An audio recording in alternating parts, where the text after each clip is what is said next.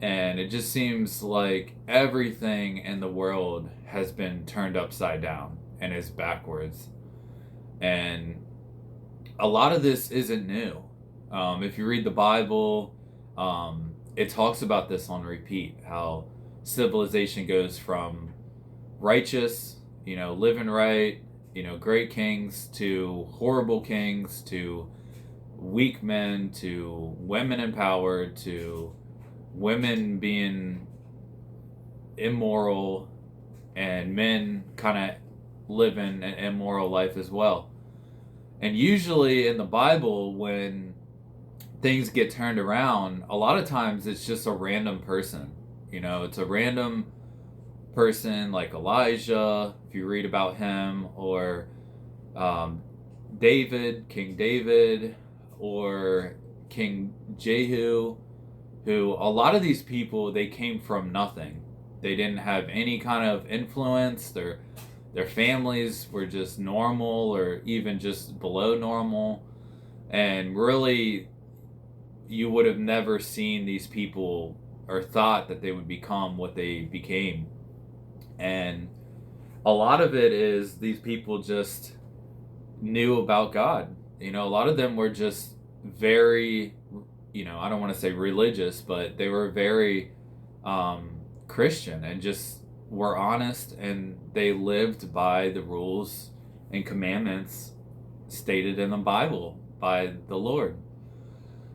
And during these times of decline, they have just held on to the basic rules stated in the Bible of how to live. And in those bad times, nobody lives by those rules. Even today, I mean, you talk to most people, they say they go to church, they say they, believe in God and all this garbage, and they don't know anything about the Bible. They can't even, talk about what's in the Bible.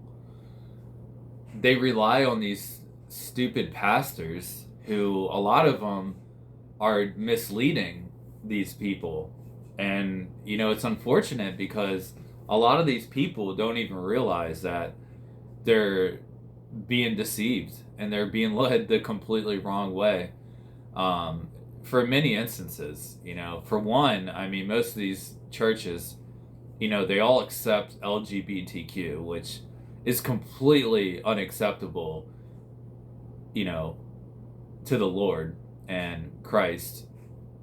And it's very clear, it's an abomination, and a lot of people just call it sin.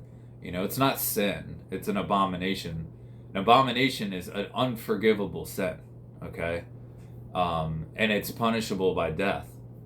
Um, and I think we're starting to see kind of why um, the Bible is so against that. A lot of these people, they want to make themselves important. They want to almost put themselves up like they're God. Like they are a religion. And they want to shame the people who you know, have had a religion and have lived the same way for a long time. And it's kind of, it's laughable because all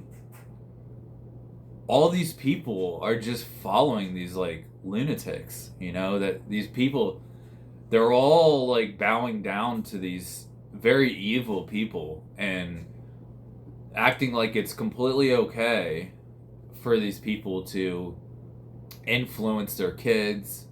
um I mean, even like talk their gibberish that they talk about. It's just like crazy to me. And a lot of these people, they work their way up in positions of power. I mean, every job that I've um, been in, these LGBTQ people, they all want to be a manager. They all want to work their way up the ladder. And a lot of it is for like bad reasons. They want to get into a management position, and then they want to make themselves important. They want to make being LGBTQ important and instill these values of, disregarding their job completely. They want to make accepting these people the highest law of the company. And it's just ridiculous. And most of the time people, just have sympathy for these people just because they're, gay or lesbian or whatever, trans, that's their qualification for the position. And most people would just run with it. They're like, oh yeah, Jonathan, he's gay, and we should give him this position, because he's been through so much, and he's a nice guy, In my opinion, most gay people, most lesbians, most trans are very unfriendly people. They're very rude. They're very sensitive. They can be as nasty as they want about anybody, women, men, other races, anything. And it's completely understandable, completely okay, because they're gay or what have you. And, this is why God made it an abomination, because that's what these people do. They corrupt entire organizations. And most of these people, women, have zero clue what's going on.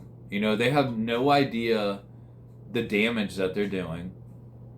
And they support them in droves. I swear, I'd say about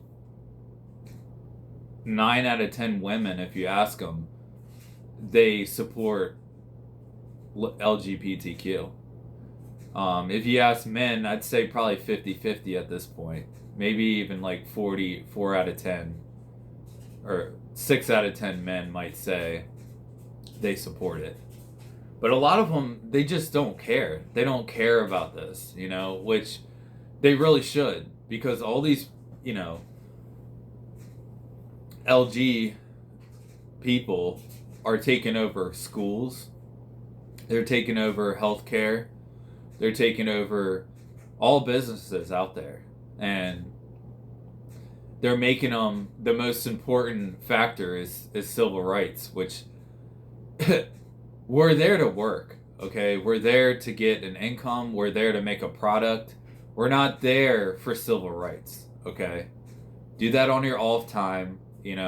People don't want to be politicized at work, okay? They want to just work, and the company's there to make a profit, all right? They're not there to push all these agendas, which is really annoying, to have to go to work and, live kind of in fear for these disgusting people,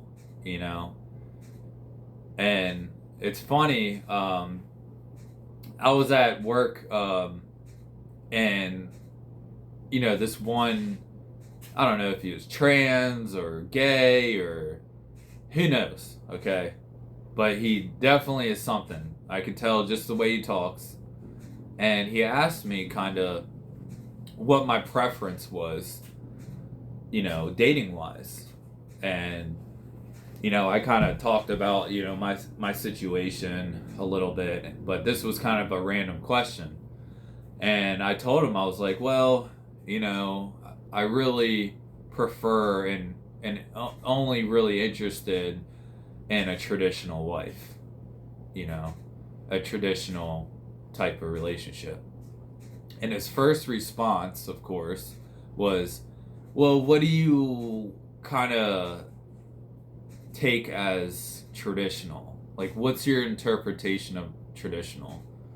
And I'm like, well, it's traditional, it's a well-known term, kind of like, they try to manipulate everything. Like, they try to alter, the way relationships have been for ever. The word traditional means kind of like original, like the norm.